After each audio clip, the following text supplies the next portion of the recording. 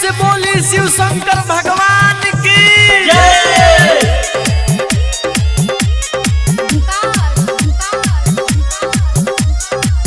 बोली बोली शंकर भगवान की काहे अगुताइल बानी 9 बजे बोलबम कांवर लेके जाता सभे हो। काहे अगुताइल बानी 9 बजे बोलबम कांवर लेके जाता सभे।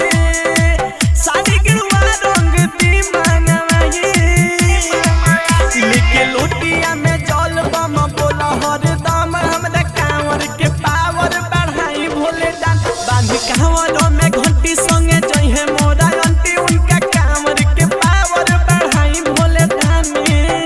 प्रेम से बोले शिव शंकर भगवान की जय। Masti recording studio Tamkuhi road Kushinagar. बोली बोली शंकर भगवान की जय। भोला जी के भक्ति में मगन बानी हो उनके ही गावत भजन बानी हो।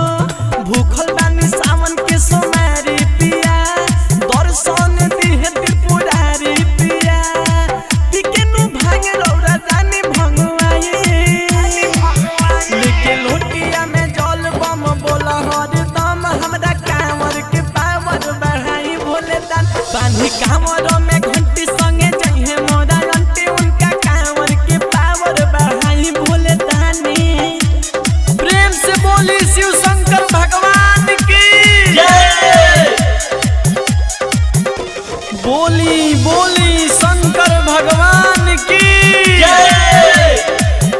अरबी बेदर्दी दिलीप संगे जाइब देव घर। प्रेमी बुलेट जैसन मांगे बुबार दिलीप दीवाना संगे जाइब देव घर। बुलेट प्रेमी जैसन मांगे बुबार जलवा भोला जी पते हम चढ़ाई लेके लोटिया में जल हम जाइब देव घर। दिहे गोदिया में लइका जाई सपना सवन। बांधी कांवर में घंटी संगे जइहे मोरा आंटी उनका कांवर के पावर भोला दिहे बढ़ाई। भोला जी बढ़ाई ना। Masti recording studio Tamkuhi road Kushinagar.